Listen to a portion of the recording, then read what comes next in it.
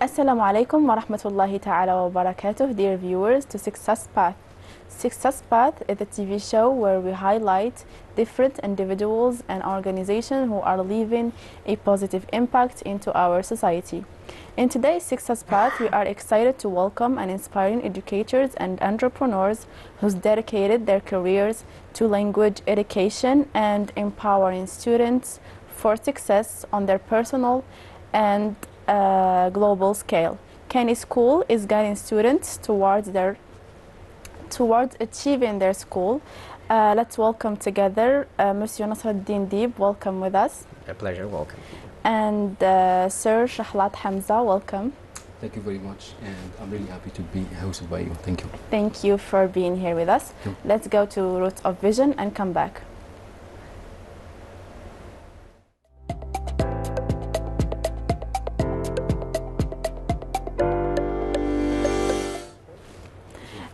We are back to talk more about Kani School and to delve into the language education world.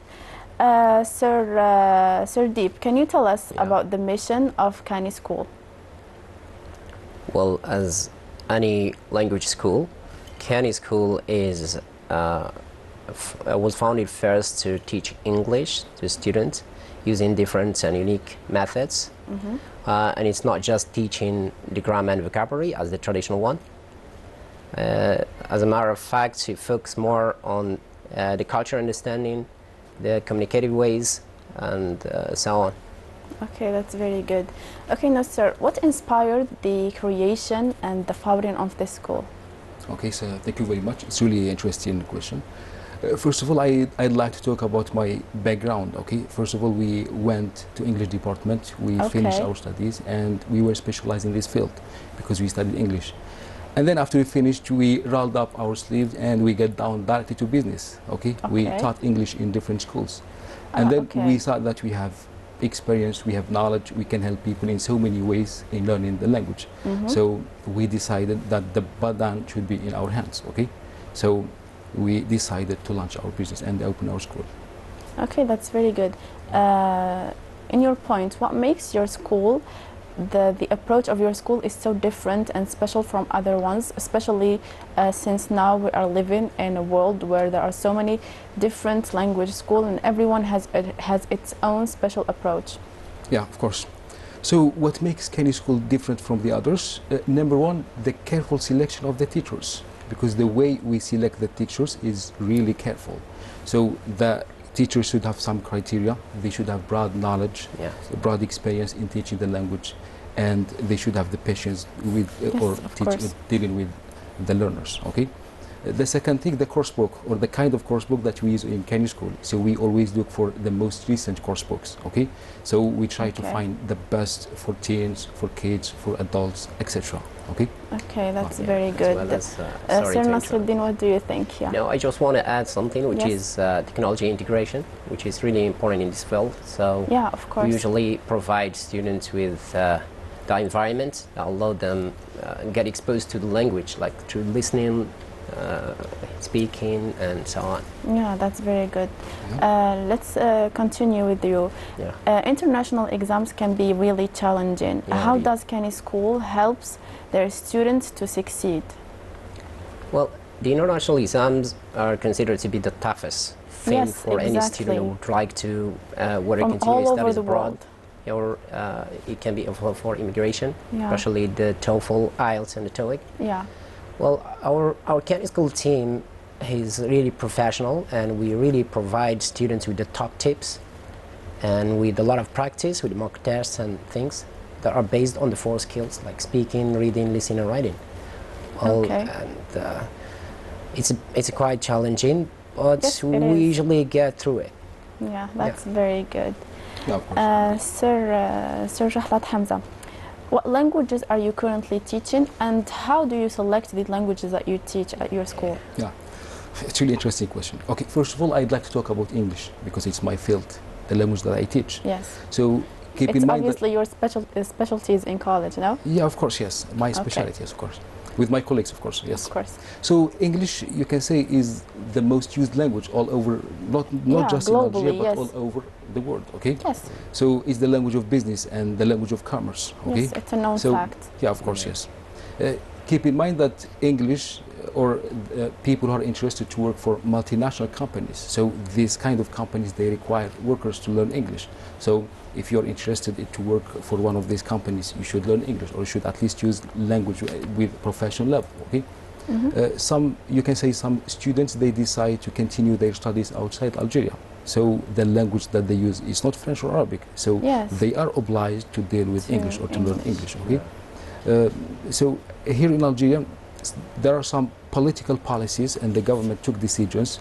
So English should be taught for primary school, and even university teachers, they are obliged to have a certain level in English, because they should give lectures in English. Okay.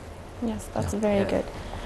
Sorry to interrupt, but of course, and this is usually about the student demand. It's not just our decision to select languages. Exactly. It's about the huge demand for students. Like nowadays, we've got some maybe 8 other languages. French, English, Spanish, Italian, even Russian and Chinese. Can you imagine? Okay, what's the most recent language that you added to your program? It was Russian. Oh, that's good. Yeah, it was Russian, yes. That's very good. I'm going to talk about the importance of the Chinese language nowadays. So many people, they ask for this language. Keep in mind, if I might ask, why suddenly Chinese? Because, I mean, before these last years, we never heard of people trying to learn Chinese language in Algeria. So. Yeah, of course, there are so many reasons. Reason number one, you can say Chinese language is the most spoken language, okay? Maybe how many, maybe millions of people, they speak Chinese, at least in China. So China is, you can say, is a coming superpower. And when we talk China is a coming superpower, it means that they oblige businessmen to speak their language, okay? If you want to have business transactions with China, of course, you should speak their language, okay? Yeah, so you can say Chinese language is the language of business nowadays, okay? Yeah, you're right. Now, Mr. Deep, how does the school balance teaching foundational, language skills and preparing students for their exams?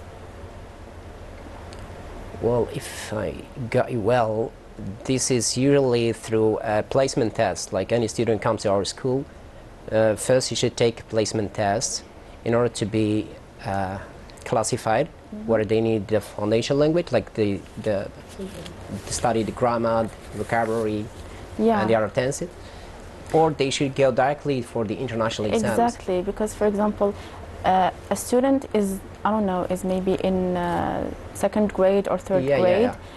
He has exams, but when you teach the language, you have different programs, I think.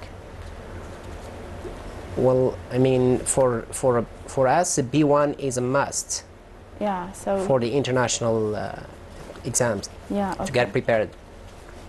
But for the others, I mean, school program.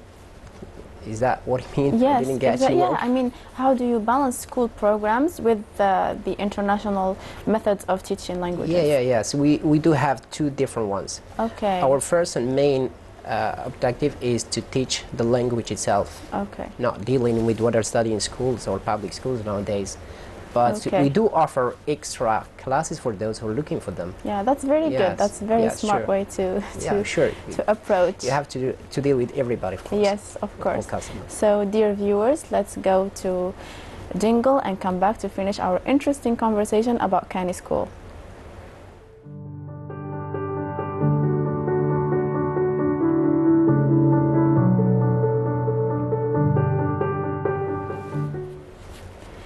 We are back. So now, sir, could you share a success story that left an impact on you and change your vision maybe and change your perspective a little bit about teaching languages and about learning languages?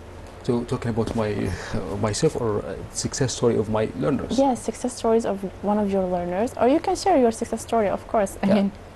So of course, first of all, I'm going to talk about myself, the way we, or could say the long journey of launching our business and opening our school. So as I told you the first time, so the path was full of hardships. It wasn't easy the first time, okay?